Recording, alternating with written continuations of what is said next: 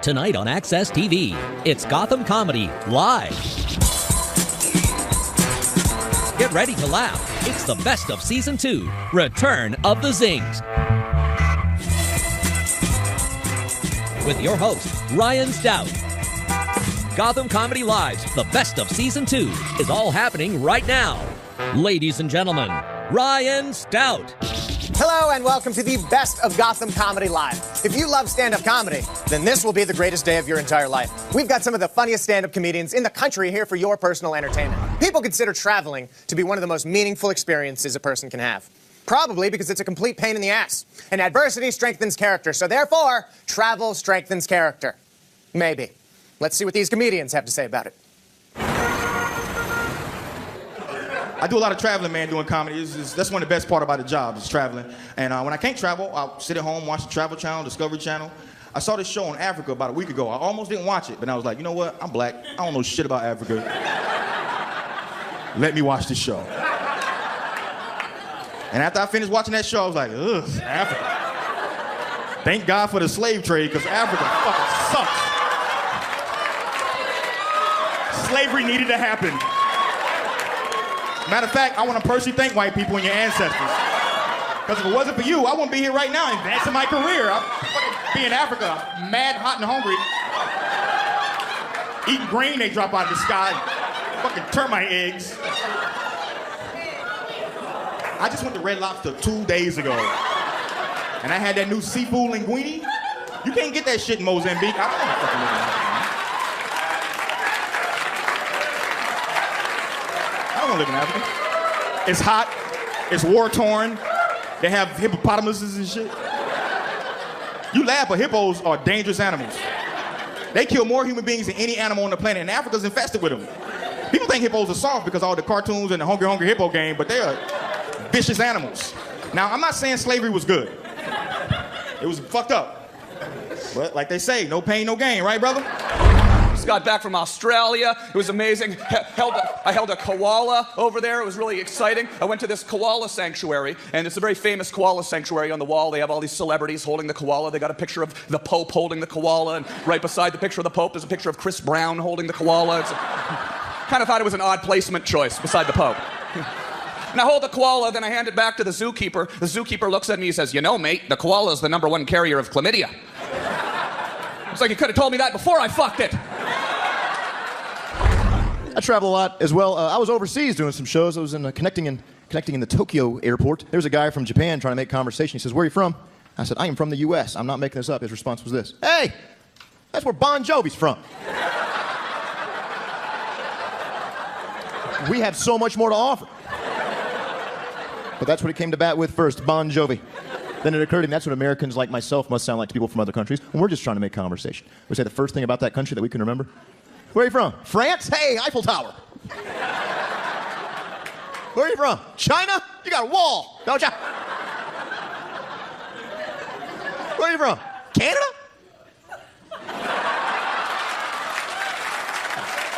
I don't know what you... Yes, I did 40 countries last year. I performed in 40 countries last year. I went to China. Amazing food. Really cheap hookers. Went to India. Amazing culture. Don't drink the water. Yeah, you won't be able to trust a sneeze. Conversation ending diarrhea. How's your family? That is so sad. And your mom had an opera. I gotta go. And it's amazing, the most amazing place I went, for the first time, I went to Alaska. And and I saw a moose for the first time. By applause, who here has ever seen a moose in the wild? Oh, you've seen a moose? Let me ask you this, yes or no, was it a lot bigger than you thought it would be? Hell yeah. They're dinosaurs. I thought a moose was the same size as a large horse. I thought this was me petting a moose. You know what this is? This is me rubbing the back of my hand on a moose's balls. Yeah. And they don't like that. They do not like, and it's strange because I love it. How it feels on the back of my hand, they feel like peaches that taste like ass. So I'm in Alaska, and there's a sign on my hotel door that says, "Beware of moose." And if you're a New Yorker, you probably would do the same thing I do. I did. I took a picture of it and posted it on Facebook. Oh my God, look what these hillbillies are dealing with. I wake up at 5 a.m. I decide I'm gonna go to my rental car, go for a little drive, see a little bit of Alaska. I open my door. Between me and my rental car is a moose. Now, if you grew up in an urban area and there's a large mammal between you and your rental car, you probably would do the same thing I did. Ha! Get on out here, moose. Ha!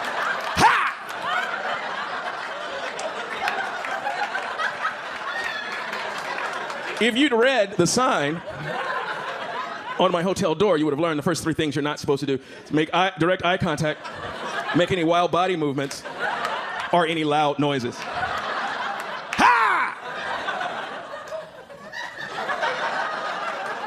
I can't even describe what the moose did other than to say it was the most gangster move I've ever seen an animal in the wild do. Yeah, the moose is over here. It's quiet. It's quiet in Alaska. There's no subways, there's nothing but mosquitoes. I come out of the hotel. Ha! And the moose just does this. Just goes.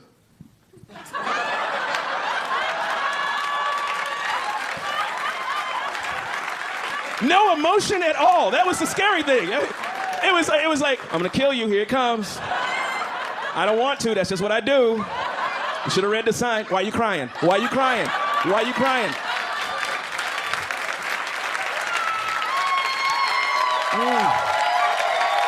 Thank you. Stay tuned for more laughs on Access TV with the best of Season 2, Return of the Zings. Welcome back to Gotham Comedy Live's the best of Season 2, Return of the Zings. We are back. This is the best of Gotham Comedy Live. One of my favorite places to travel is to New York City. The lights, the excitement, the dreams of young men and women that will never be achieved. Magnificent. Let's watch these next performers give their 2 cents about the Big Apple. I gotta say, start off, the rate of speed at which you people operate in this city is almost to the point of rudeness. And I say that because I'm not from here, I'm from South Carolina, and I say that because I raced a lady to a seat today in the subway. It was weird, because I wasn't trying to race her, she just made me race her to this fucking seat. Like, we both saw the seat at the same time, but I was closer, so I didn't think nothing of it. And I noticed she speeds up, so I'm like, for real, bitch? Oh, I didn't stretch, but I'm competitive, so I sped up too. And then she sped up again. I'm like, oh my God, I'm actually racing this lady to a seat. Now, we switched gears a couple more times. Now, I'm still at a brisk walk. By now, she's jogging. Finally, I win by default because she rolls her ankle and falls down. Which I thought was hilarious because now she actually needs a seat and she doesn't have one because she's a bitch. And that's what she did.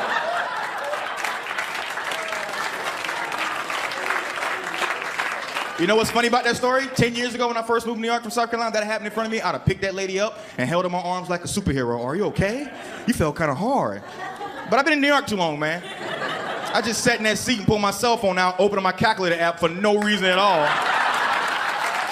Started doing math equations and shit.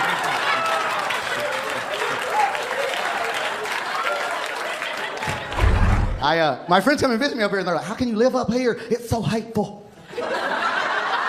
Hateful. I'm like, no, it's not. It's angry. There's a difference. I'm from Alabama. Sadly, I am overqualified to discuss hate. Thank you, history buffs. History buffs. Glad to have you. Right. Here's why I think it's hateful. Okay, a couple years ago, some friends of mine from Atlanta visited me, and we're actually out here on 23rd Street taking the bus across town, and a man in a wheelchair rolls up to the bus stop. New York City is the only city on the planet Earth where if a man in a wheelchair rolls up to the bus stop, every New Yorker will stop, look at him, and go,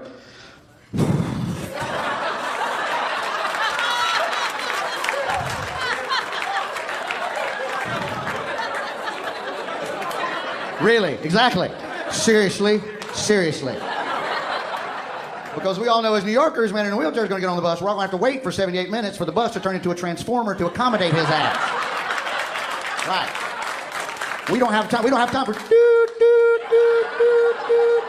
ramps come out of nowhere and homeless people are diving out of the wheel well all of a sudden. Scaffolding shoots out the sides. 12 Dominican guys are tiling something all of a sudden. A fucking street fair breaks out and there's sausage and peppers on a roll and funnel cake and Jodeci's playing in the background for some goddamn reason. Yes. And then what usually happens is the fucker arrives one goddamn stop and gets off. And we got to go through all this shit again. We're New Yorkers. We're like, we've got wheels. It's a sunny day. What the fuck? Seriously? You could have lifted up your little non-working legs. We would have bobsledded you halfway down the goddamn avenue. You could have coasted into this bitch. Are you fucking 8th to 7th, motherfucker? 8th to 7th? So, tough town, that's all I'm saying. Tough town. Not for everybody. Every New Yorker, at least once a week, somewhere in their commute, stops and goes, fuck it, I'm walking. That's it, fuck it. I don't care. I'm at the Statue of Liberty, I'm going to Yankee Stadium on goddamn foot right now. I'm not moving, let's go.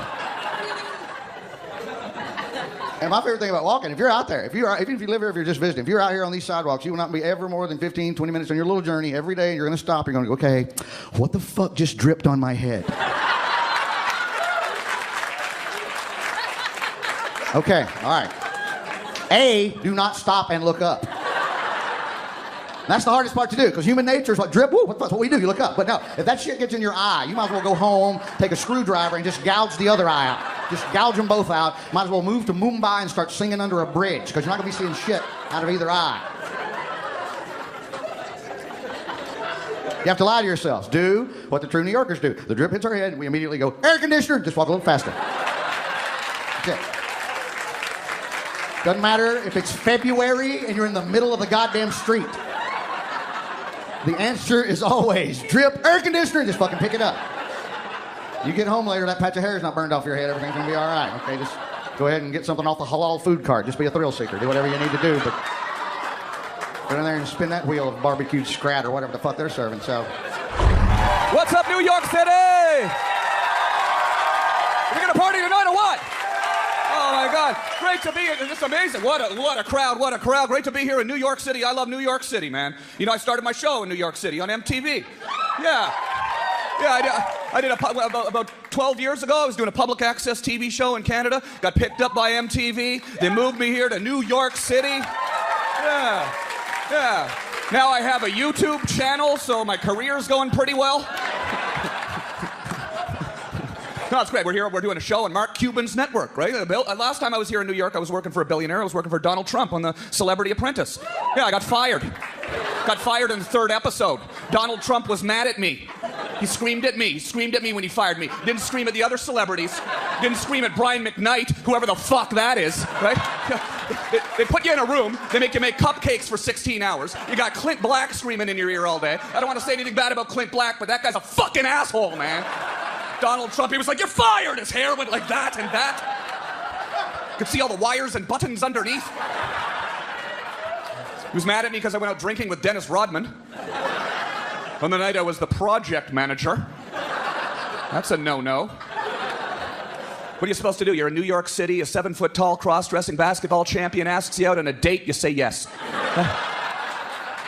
It's Dennis Rodman. He's probably going to pick you up, take you out for a steak dinner. You head out for a night on the town, have some cranberry vodkas, hit the strip club. At the end of the evening, you head back to the hotel. If you're lucky, he doesn't fuck you in the ass.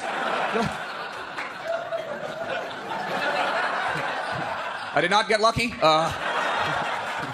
He was gentle. That's what I call a backcourt violation, sir. See? I'm trying things. I'm trying to be, I can try things. I went on a horse-drawn carriage ride with I did it! I really did it! I went on Nobody does that. You're right. Nobody does that. You don't know anyone who's ever done that? It's like for people who don't know. I went on a horse-drawn carriage ride. You shouldn't. Here's what happens. You think about it, you plan it, and then you sit down and you go, we shouldn't have done this. I don't know why. Why did we do this? It's just, it just feels weird, you know? I have this thought over and over again, which is we have a car. I don't know why we're doing this. I keep thinking we have a car. We have a car. Clip-clop, we have a car. It's just kind of cold and weird. I feel bad for the horse. Don't you feel bad for these horses? They haul strangers around Manhattan their whole life. Where do these horses live? You're a horse in Manhattan? Where do you live? In my head, he's got a 4th floor stable walk-up in Chinatown, and he's got to climb up the stairs and kicks the door open and goes, I got to get out of this city. I don't know. I can't take it anymore. I'm going back to Kentucky.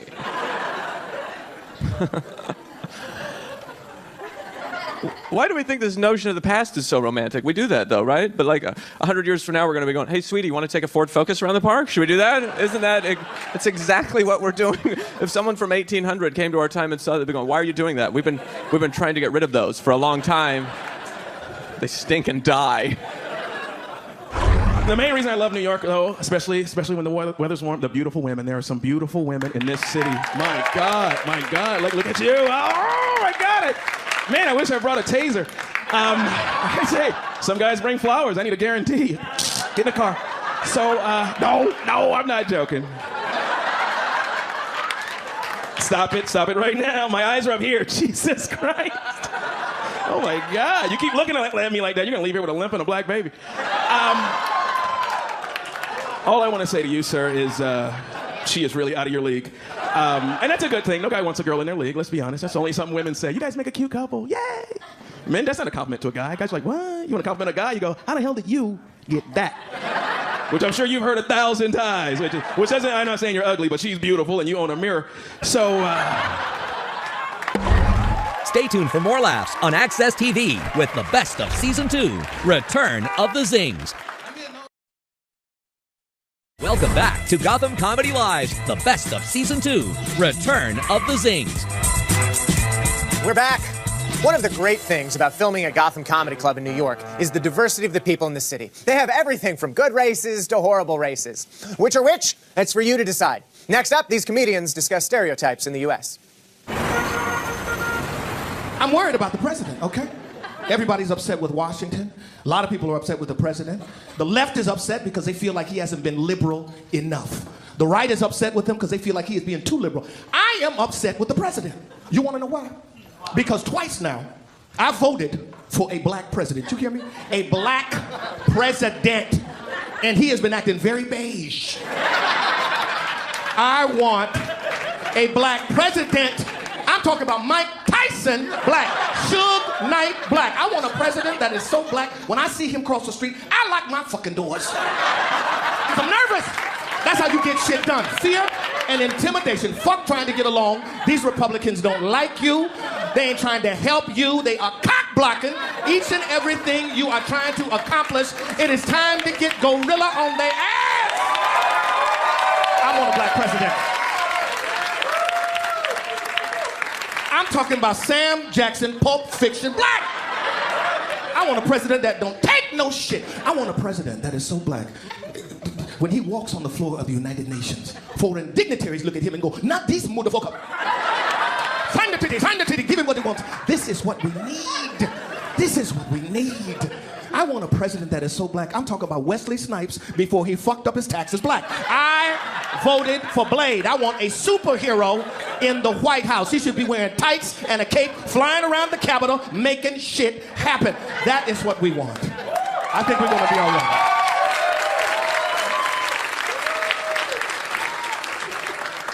I think we're gonna be all right.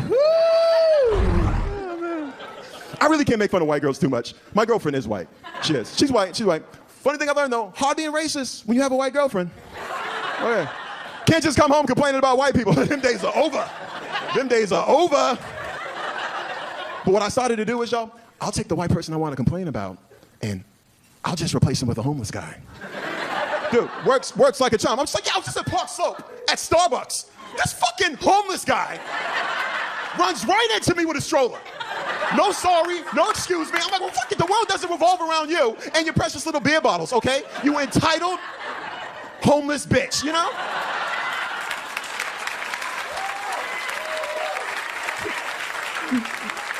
She's like, babe, that's not nice. They live on the streets. I'm like, you should see some of the streets they live on.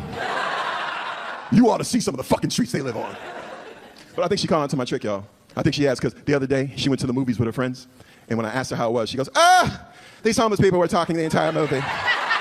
They would not shut the fuck up. They ruined the movie. They came in 30 minutes after it started. They brought in their own food. You know how those homeless people are. Touche, baby, touche. I think I'm gonna leave you guys on this. The other day I was home watching television, and that Dos Equis commercial comes on. You know the one? The most interesting man in the world, right? And I'm looking at this fucking beard. I'm like, shit, man, I'm starting to look like the most interesting black man in the world. And then I thought, well, what would them commercials be like, right? He's had a penis reduction. Twice. Bloods and Crips both attend his house parties. Oprah reads books that he recommends. Martin Luther King once took a day off to celebrate his birthday.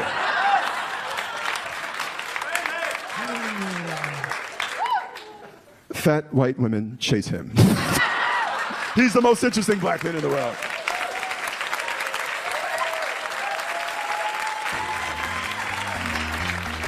I don't always drink beer, but when I do, I prefer Colt 45.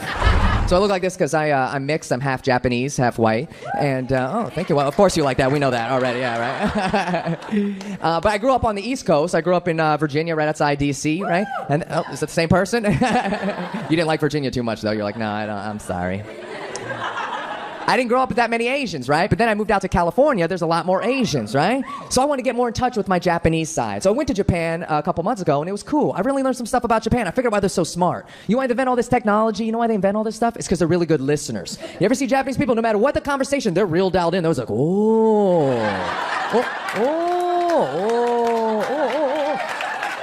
like they're discovering shit. Oh. It makes you feel good. You're like, I'm saying some shit. I just blew this dude's mind. But I figured out why they do that, because now I'm learning how to speak Japanese, right? And the sentence structure is kind of scrambled compared to English. So sometimes the verb is like at the end of the sentence. So you gotta listen to the whole thing to know what the person's saying, right? It'd be like if I said to you, yesterday, I, at the store, many hats, stole. You'd be like, oh.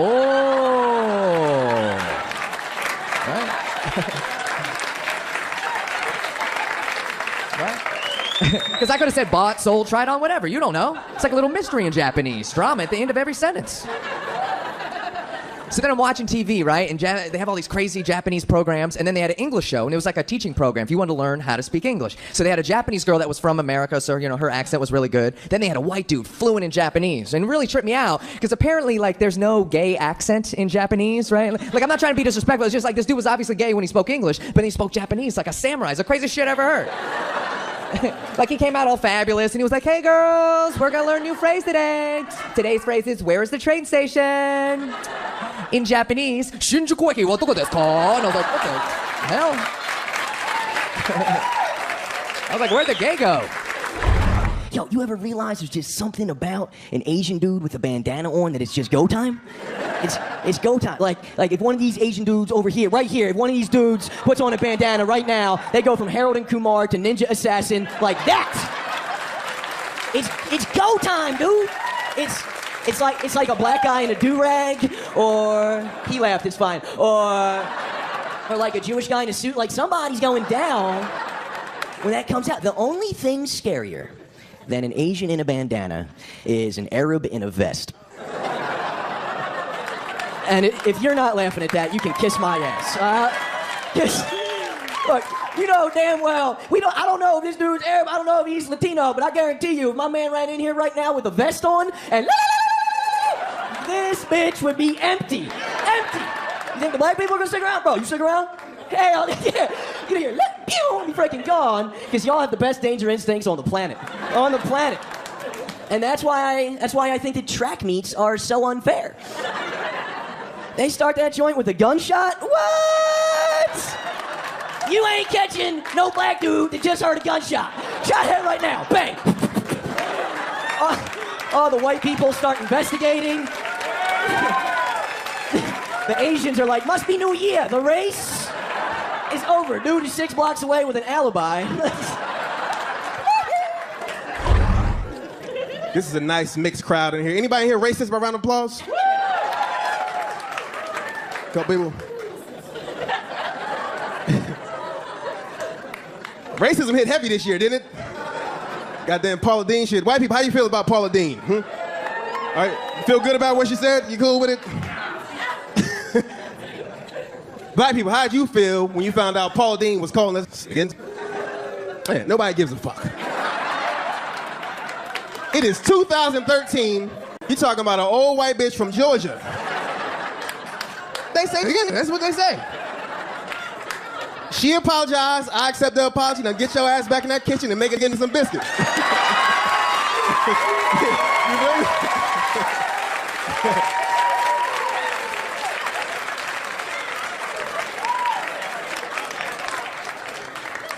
Then the guy from the Eagles, Riley Cooper, he was at a Kenny Chesney concert, and he said, "I will fight every nigga in here."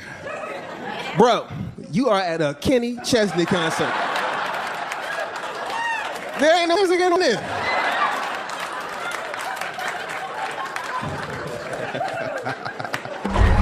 Stay tuned for more laughs on Access TV with the best of Season 2, Return of the Zings. Welcome back to Gotham Comedy Live's the best of Season 2, Return of the Zings. Welcome back to the best of Gotham Comedy Live.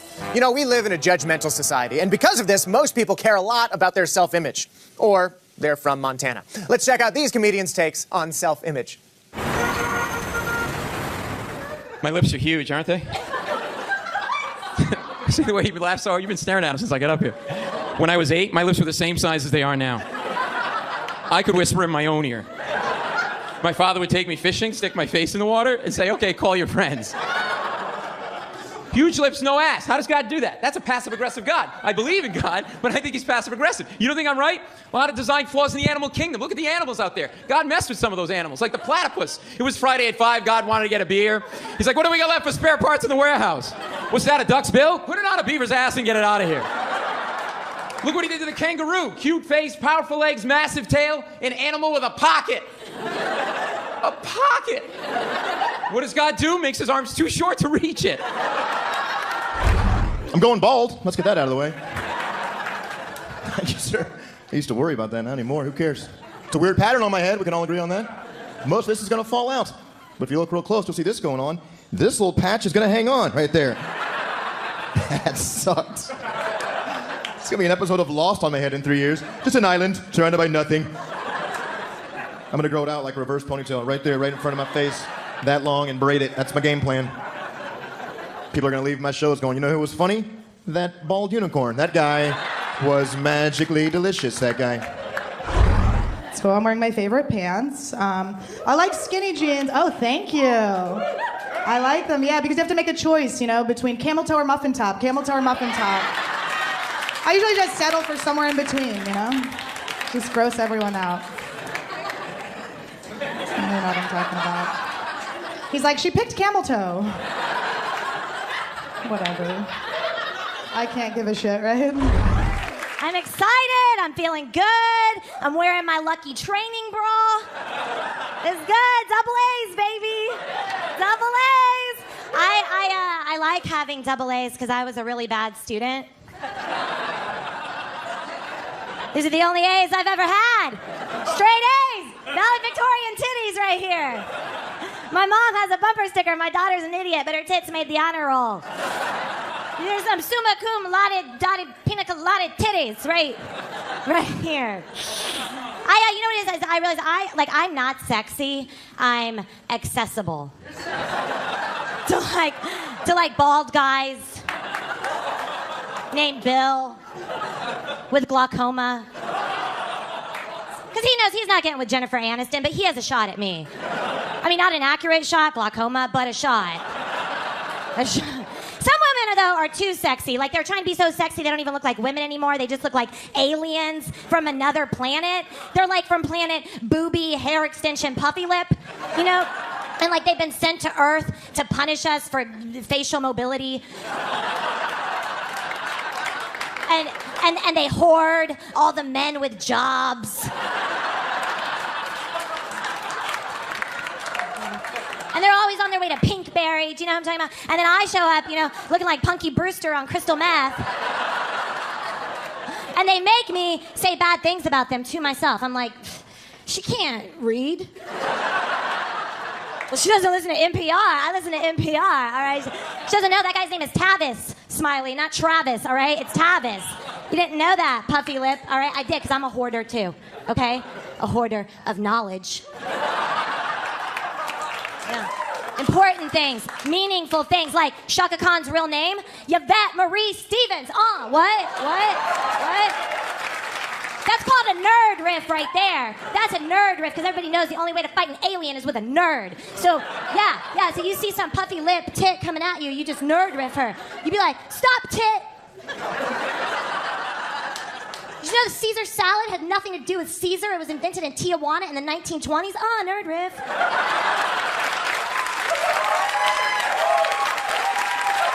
Did you know the plastic thing on the end of your shoelace is called an aglet? Nerd riff. What? Oh, I'm full of them. You crack this thing open, Snapple caps. Pour. And I think nerd riffs are the new sexy. Ladies, trust me, the next time you see like a really hot man coming at you, just nerd riff all over his face. You'd be like, "Hi, baby. Did you know penguins have an organ in their eye that converts seawater into fresh water?"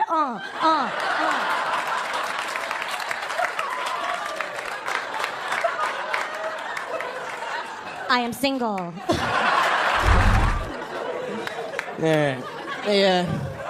I don't want to intimidate anybody in here too badly with my physical presence, so I should probably put it out there that I haven't always been the 140 pounds of twisted steel that you see in front of you today.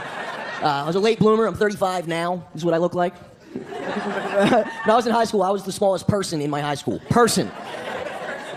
My sophomore year in high school, I weighed 70 pounds. Yeah. To put that in perspective, New Jersey, which is where I grew up, now has a state law that if you weigh under 80 pounds, you have to ride in a car seat.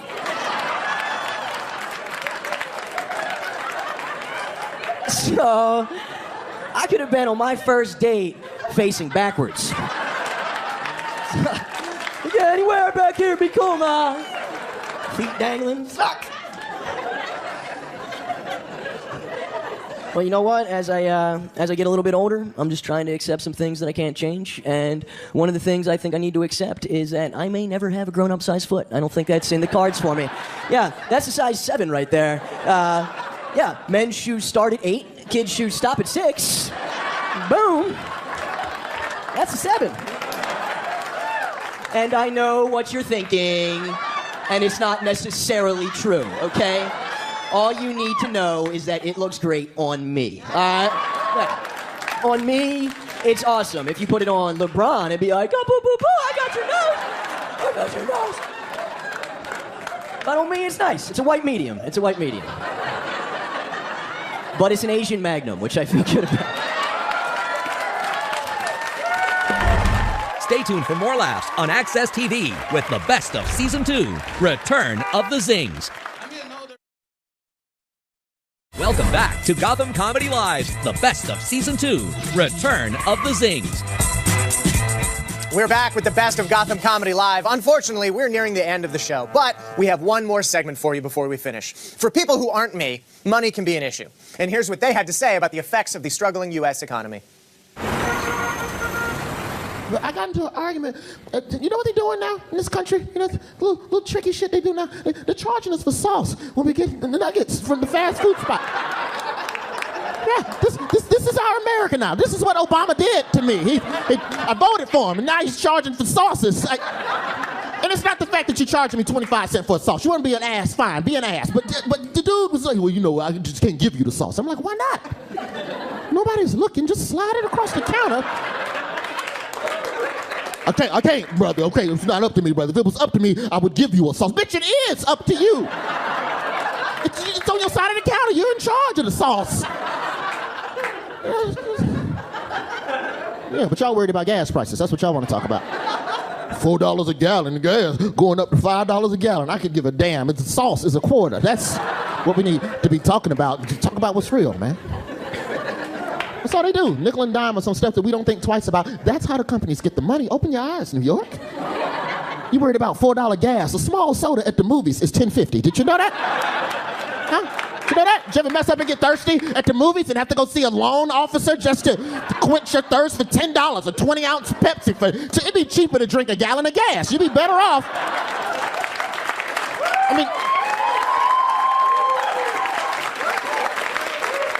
I mean, you'd die, but you'd save $6. That's all that matters at that point.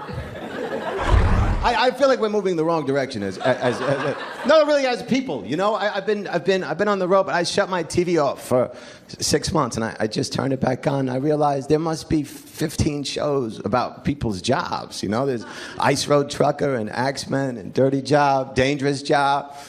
Unemployment is so high, we're watching people work. You know. Somebody, don't clap. Joke wasn't that good. Somebody's out there with a remote control, like, quiet down, they're working. And the other guy's like, turn on Star Trek. You're like, nah, you know, too realistic. My family really wants me to get married. My grandma, she called me last week. First of all, she's crazy. She's from Texas. Well, that's redundant. Anyway, so she calls me and she was like, Ashley, why aren't you married? I was like, well, I'm not in love with anyone, Grandma. Love? What's love got to do with it? Okay, Tina Turner. Didn't you love Grandpa when you married him? Love? It was the Depression and he had shoes.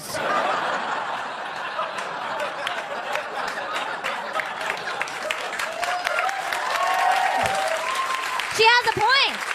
Listen, we are in some challenging financial times right now. You have shoes? You want? This is my mating dance right here. If you want it, then you should have put a shoe on it. What? I'm a millennial. I just read that my generation is going to be the first one to do financially worse than their parents. And I think that's true because someone just cheered for that for some reason. Hey, we're doing pretty bad. Hey.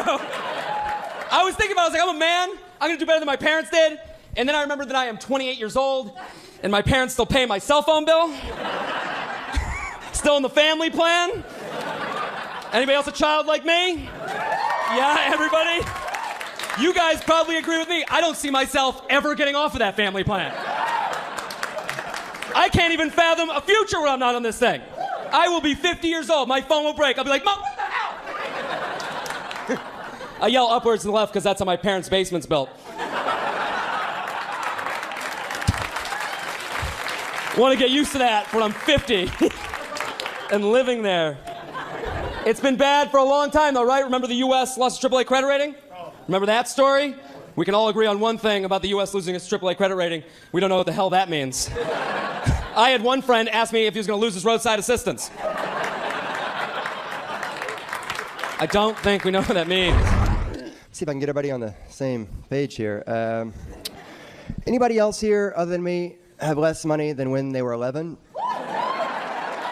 It's not working out at all. Have you ever looked at your receipt at the ATM and it's so sad that you just start laughing out loud? It's just a fucking joke. Literally the other day I was just like, I don't know what I'm gonna do. I don't know. I actually turned to the guy behind me. I was like, hey man, do you want my PIN number?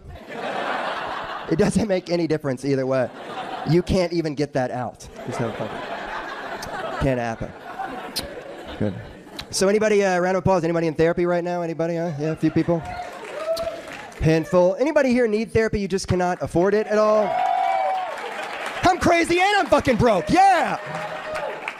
I have found a way to get it for free, because it's like $400, whatever, they're pricing us out. I found a way to get free therapy. Works like gangbusters, won't cost you a dime. Feel free to do this. Free therapy. You just start setting up job interviews. Every couple weeks. Because they ask about you.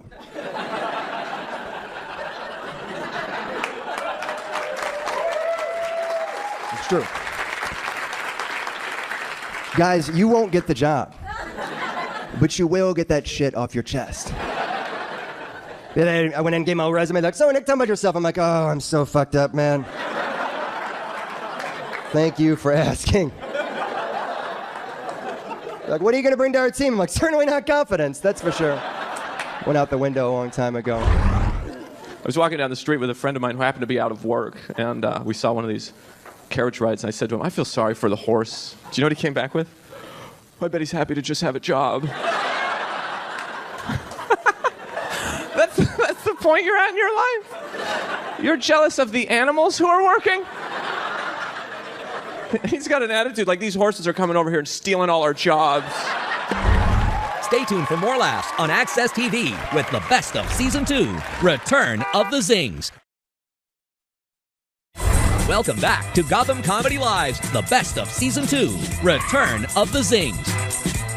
Listen, gang, sadly, this is the end of our look into Gotham Comedy Live. We really appreciate you tuning in. Don't miss the upcoming comedians who will be doing more stand-up at Gotham Comedy Club. With so many performers in store, you are going to want to watch what they do when they do it, live and uncensored. Thanks, everybody. We'll see you next time.